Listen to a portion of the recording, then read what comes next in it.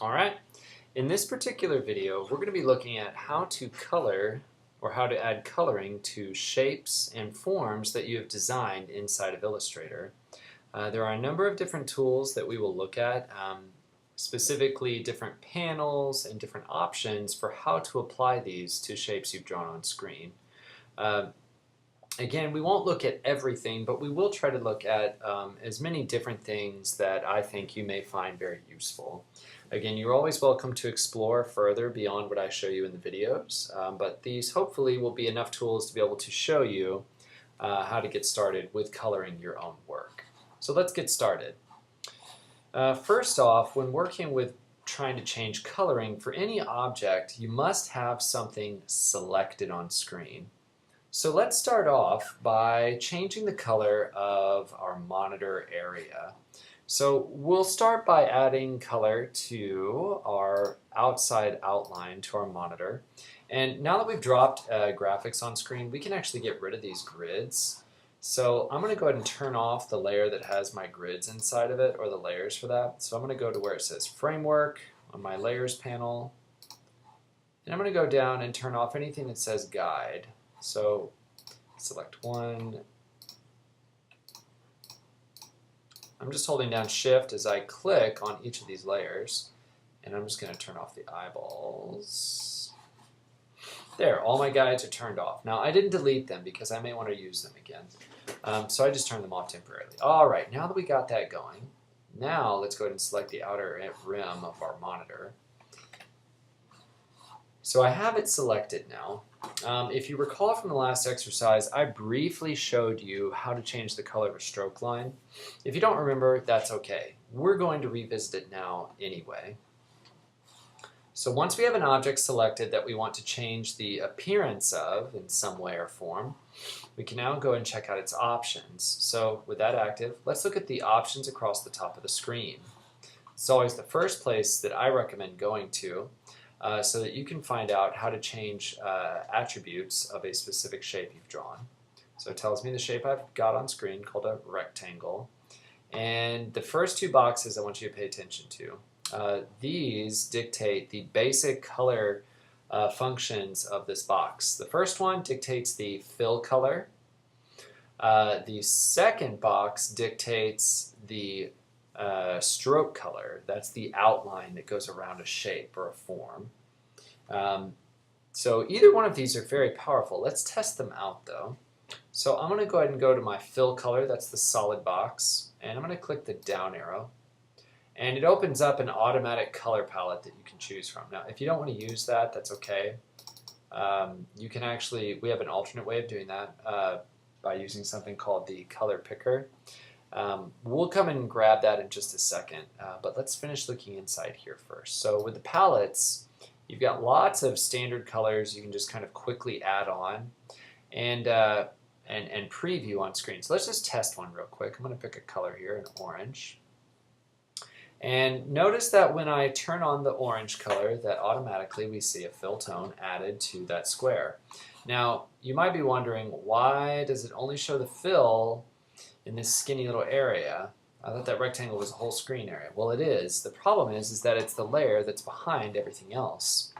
If you remember from Photoshop, whatever layers sit at the bottom of your layer stack, those tend to get sort of second hand sort of appearance compared to anything stacked on top of them, like a sandwich. You can't really see through the entire sandwich, but you can see what's immediately in front of your eyes. So it works much the same way with the layers here too. So there's also a white rectangle on top of that layer to help finish making the frame design. So that's why we only see part of this. All right, so we added that. We can also, if you've noticed, we do have a stroke line option. So we can also change the outline color. So I can change it to blue, like that. See, this is the stroke line box, and then I can change its thickness right next to it where it says 1 point. So if I change that value, notice on screen down here that the stroke line border that goes around my shape gets thicker and thicker. And you can do that for stylistic purposes if you want a stroke line. If you want my opinion as far as design is concerned, stroke lines are not often used. They are very rarely used, and they're often used to help make something stand out that's on top of a busy background that might share a similar color next to it. So use the stroke to help offset the two so that you can see a design more clearly. But otherwise, it's usually mishandled by new designers or young designers that everything has to have a stroke line because Illustrator assigns it that way. And that's just not true. If we don't want a stroke line color or a fill color at any point on an object, we just select it, come back up here to these two boxes, and let's say we want to get rid of the stroke. So we'll go to stroke, and then we're going to go to this box that has a red strike through. Click on that, and the stroke line appearance will be removed. So I'm just clicking away from that line, and so you can see now it has no stroke line. It's a nice clean orange border or orange fill color. So again, this can be helpful for making a cleaner, more professional design when you don't have stroke lines on everything. All right. So now that we've got that active, let's keep moving. Okay. Now we've got some other places we can work with color, like the lips. We can do the same thing. We can go ahead and apply like a lip color inside here of some kind. We could even go to the let's see if my inner shape for inside of the mouth is turned on. Here we are. So I'm just going to select that from my panel to activate it on screen. I'm going to change the inner fill color.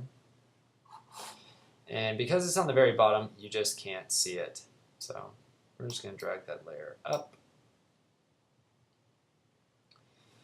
And maybe take it one more level up. There we go. There, now we've got kind of that outline going for us. Now this is obviously a very poorly drawn mouth. I do recommend that if you're designing it yourself that you make it the way you want to. Clean up your lines as you go so that you can make it look the way you want it to look. All right, so we've got that designed on screen. Great. Now there are other things that we can use to apply color onto screen to selected objects. One such thing is using different types of swatches that are available to us inside of the Illustrator interface. So if you're looking for combinations of color, they have some excellent tools for doing that, for organizing tones together. So if you come over here to, let me turn this off. If you look over here on your panels on the opposite side, the right side of the screen, you'll have several panels that are just devoted to changing color values of objects. So first off is the basic color. So let's say I want to select an object here. I'm just going to select the lips. And I can automatically reassign the colors for the lips specifically for its fill color. So if I want to switch it out, I can just go and use my color picker or eyedropper inside this color panel and get a random color on the fly if I want to. And that's kind of convenient. If you're just looking for colors to kind of try out and you don't really have a rhyme or a reason to why you're doing it, this is kind of a fun way to sort of hunt through that. Another way to do it is to use the color guide tool. The color guide is kind of an expert sort of mathematical tool that gives you ideas of tints, shades, and other sorts of color theory that you can apply based on a single color that you have active. So let's say that my base color for my lips is this red. And if I look over here where it says color guide, it switches and then it gives me a basic color grouping, a basic 5-color grouping of what it thinks based on that color you can use to harmonize with it based on tints and shades. Now we can change that by hitting this little down arrow, and it gives me all of these other options that I can work with for color harmonizing with this red. Or at least, in the very least, recommendations based on mathematical computer color theory. So we have complementary options, like I can use this to color in other things if I want this green. I can add it. And I can get the complementary green in there. Go back to that red. If I want, I could also look at a different palette, maybe one that works off of reds only. So I could have a red that's more like this and that, and then I could have the inside of the mouth a very dark red. And I could even go a step further to apply this darker red out here and have it separated by that. And all the more just to try to play off of one of the color harmony rules here. This was a monochromatic scale. Obviously, monochromatic is a way of indicating a single range of colors inside of one hue. So that's kind of an interesting, it's kind of a different sort of approach for applying how to look for colors when you don't know what you want to do. So Color Guide can be great for doing that. They also have an option here for color themes. If you're signed into your Adobe Creative Cloud account at home, you can actually get access to color themes that you have created online. Other things that we can do, let's come down. The next panel is the swatch panel, and we've looked at that already a little bit, but we can actually reassign colors just from using swatches right here. Or another cool thing is you can also create your own swatches in here by assigning colors to your design and then saving them inside here. So let's say that I want this to be a custom color inside my swatch panel. Well, I can just select the object that has the color present on it and then come down here to the bottom of my swatch panel and hit New Swatch. And it will ask me what I want to call it. So I might call this like Lips Swatch. And you can tell it what types of colors and things and say OK, and it will generate a new swatch on screen. Now you can create your own folder in here, which I might recommend so that you can save your colors separate. But that's just something fun you can do, not a requirement, obviously, for this project. Another cool option is that if you come down here to this little library book icon and click on it in your swatch panel, you can access tons of swatches that come pre-installed with Illustrator that are not visually active up here until you turn them on. So if I come in here and go to art history, I can add Russian poster art to my collection, and I can access a small collection of pre-designed colors related to Russian poster design. So I can make some very, very interesting poster design concepts very quickly just from using this single color palette. So you can get some very interesting things very quickly. Most of these are very simplified. You may notice that there's only about 3, maybe 4 colors from time to time in a palette. Some of the best design in the world only runs on that much color. When you're designing with your own projects, the requirements and things that I recommend are working with 3 to 5 colors max. Do not exceed that number. It makes it much easier to understand elements in the design when you have fewer colors to work with. And it's also a good challenge. Most of us think that we can just throw on as many colors that are in the rainbow into a design and it'll be excellent. This is not true. Certainly not true for just any concept. Unless your concept revolves around ideas of every color in the rainbow. But when we're focusing on it for my projects for this course, I want you to hone in and challenge yourself to only use up to 3 to 5 colors max. Feel free to use your idea based on some of these colors listed in here. Again, we are using poster art is our design concept for this project, so you may want to just use one of these palettes from in here as the backbone for your design palette. Anyway, just to show that that's there. All right, some other great color palettes you should be aware of, or tools for adding color inside of your design. There's one panel called the Appearance panel. Now I don't see it open, so we're going to open it. We're going to go to Window, go to Appearance. So here's the Appearance panel down here at the bottom. What this is a great tool, what this does is this actually keeps track of whatever object you have selected. It keeps track of all of the different options that have been set for that object so that you can change them anytime you want to. So when I clicked on this rectangle, it told me that it has a stroke color of black, 1 point thickness.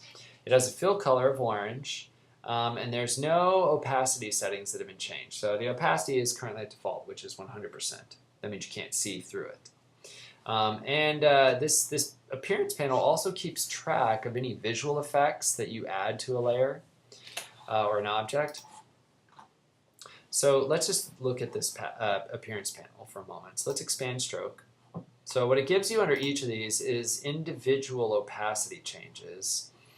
So if I click on stroke, notice it pulls up what's called the stroke panel or stroke options. So I can actually change the appearance of my stroke around my object. Now if I don't like the stroke at all, remember just click on the little box for stroke color and turn it off. Which 9 times out of 10 when you're designing, I'm going to tell you to do that. Go ahead and turn off the stroke line unless you are just designing a shape with stroke lines and no fill color. You really, generally speaking, don't need a stroke line around that particular form. It will make a much nicer, much cleaner form without the stroke line around it. So I would recommend try to get rid of all of those excess stroke lines from around your objects so that you don't have those interfering with the appearance of your designs. Alright, so we've gotten rid of some stroke lines now, and we just did all that through the appearance panel. Now other fun things we can do in appearance, besides the fact that we can change that, or we can add opacity, like I can take my orange now, and I can actually change its opacity by clicking on opacity and dragging this little slider down. And that will allow the orange to be see-through. They also have blending modes inside here that I can use on my vector imagery, so that's kind of cool. But just so you're aware that this stuff is in here if you want to change or adjust that. Other interesting things about the appearance panel that you can add are special effects. Down here at the bottom is an FX icon, and you can access Illustrator effects here. I do not recommend using the Photoshop effects because those are for pixel-based images, and you're not working with pixel-based imagery in this project as part of your main design concept. So just stick to the Illustrator effects panel, and you will find a large collection of different types of special effects that you can apply to a design. So very quickly, just to show you one, I'm going to go in here to stylize and go to scribble, and it'll pull up an options menu for me to set settings for it. And I'm just going to make a quick change here and hit preview so you can see what it does. So there, because I had the fill color selected, it adds an effect to the fill. So it adds what's called the scribbling effect. So it can be kind of interesting, again, depending on what kind of effect you're going for. Just so you know, special effects are here for you to be able to play with and use and see how they enhance your design. Not all effects are created equally, so they don't always all help, right? So just be aware of that. But now that I've added it, see it's listed right there. And if I don't want it turned on, I can just turn it off at any point. Same thing with any of these other effects listed here. I can just easily turn them off by turning off the eyeball. So the appearance panel is an excellent place for setting these things up inside your design for coloring purposes. Some other places that you can access tools for changing colors. If you look at the bottom of your tool panel, you will see that there are 2 colored boxes down here, which are for your fill color, which is this solid box, and your stroke color, which is this outline frame box. Now mine shows a strike through because the object I currently have selected has no stroke line attached to it. So that's why it shows a strike through on the stroke right now. So if I switch it to something that did have a stroke, then it would show that. But just so you know, you can edit these 2 things here. If I double click on the fill color in the bottom of the panel down here, it will pull up the color picker screen, which we've seen before in Photoshop. So I can quickly use this to reassign a color to a fill for an object I've selected. So this is a great place to be able to flip-flop and design from here. If you have a stroke on top, anything you change in these other coloring panels will only affect the stroke area. So just be aware of that. That's another place you can edit from. Another thing that you can edit from these menus, I showed you before, there are the stroke panel options. There is a stroke panel. See right here, it says stroke. You can double click on it a couple times and it will expand it all the way out. But this is a great panel for editing stroke effects. If you don't have any stroke effects on, you're not going to see anything listed in here. It'll just be grayed out stuff. But let's say that we did. I'm going to come in and delete these lines. And let's just say we have a new stroke line we want to play with. So I'm going to grab my ellipse tool from my tool panel here and draw a quick ellipse. Zoom in so I can see what I'm doing.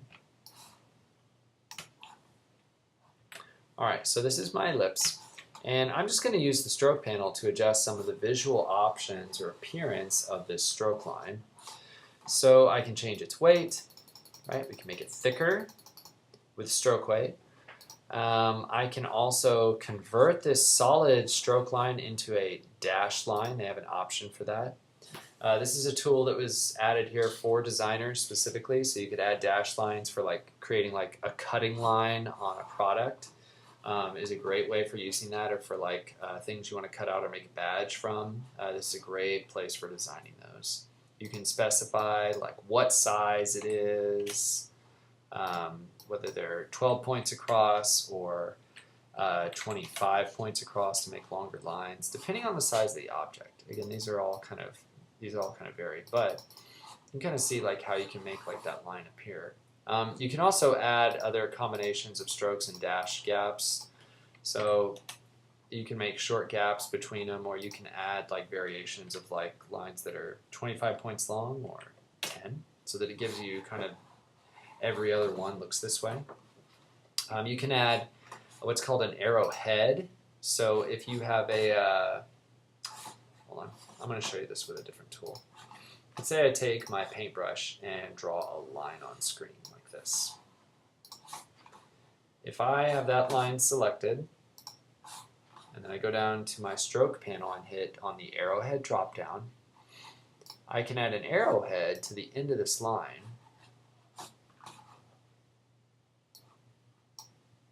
Well, normally it'll apply it, so I'm not sure why it's not applying it. Maybe the wrong kind of line to be able to work with to do that. Let's try that again. Let's actually try it with our pen tool this time. Now, here's a funny thing about the pen tool. If you just want to draw with it for a minute and you're done, you can hit Escape to turn the tool off. All right, there we go. So the arrowhead doesn't work on every single drawing option, but it does work on basic stroke lines like this that were created with the pen tool. So I can add an arrow to the end of the object. I can also change the way that the other end looks, so I can make it look as though it is an actual arrow tool or a circle or even a cutting pair of scissors, so you can show that this is the cutting line. I believe I can also add that to objects like this. Yep. So you can give, if you're trying to give instructions to someone you're supposed to cut something out, they have a sort of pre-designed icon for that. So it's kind of a fun sort of unique feature that's inside of Illustrator. You can also change other things in here, like the profile of the line. You can cause it to taper over a distance of the line in different ways or different forms. Sometimes these help to give it a more naturalistic appearance, so that it doesn't just appear like a sort of normal, kind of typical looking line. So again, like using the brush tool, it won't really do much of an application to it. Notice as I change the size of that, it changes the size of those ending icons too. So it's a very unique tool to work with. But those are some of your stroke options that you can play with to change the appearance of a stroke line. One other coloring tool that I want to introduce you to is the gradient tool, just so you're aware of it and that it's here. The gradient works two ways. It has a panel and it has a tool. So with the gradient tool, you can actually define on screen how you want a gradient applied to a selected object. Now gradients, generally speaking, apply to fills. They can apply to strokes as well, but you have to have a fill color in here, and I don't right now. So I'm just going to turn one on real quick. Use the simple blue.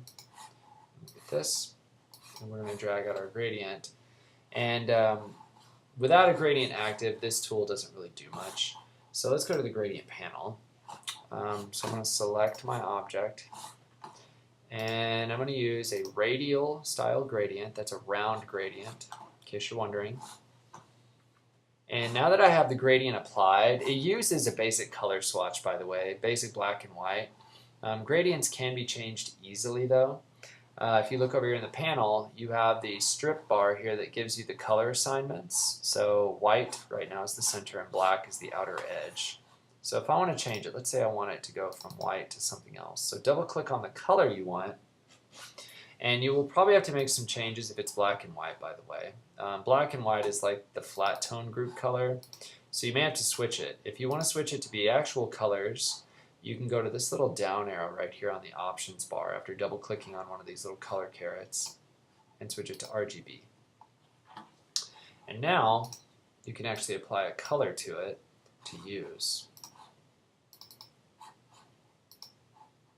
Switching it back to color again, and now I can apply a separate color to that as well. And then I can also slide these around to change the distance between which the two colors shift from one to another,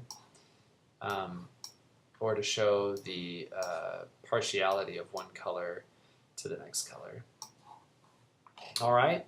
Now you can work with it that way as far as that part's concerned. You can also turn on the gradient tool from here. So once you've applied a gradient color, you can then adjust the way that the gradient appears on screen by using little control handles that appear around the gradient. So you can expand its size, you can change its thickness, you can change its, if it's a long kind of narrow effect. You can also play around with the color divisions on screen so that you can change how much influence one color has over the other. And then you can also play around with the direction of the actual gradient itself. So if you want to change its center point of where the colors start shifting, you can do that as well to get some interesting effects on screen. So this can be a very unique kind of tool for use with coloring objects on screen. So when you're working through your design, again, make choices specific to your design. What colors fit the composition and the concept that you're trying to go with. Again, my recommendation is always keep it down to about 3 to 5 colors max. If you want to make it easy on yourself, go into the swatch panel here and look for color combinations. I mean, they have lots of different kinds, but some of these are broken down into the basics. I mean, maybe these meet the requirements for your idea. As you can see, some are a little broader than others, but try not to go too crazy with your color scheme. All right, that'll cover it for dealing with color. Next time, we will look at transformation and manipulation tools. So if you have any questions, just email or feel free to look things up on the web to get more ideas and continue exploring inside of Illustrator.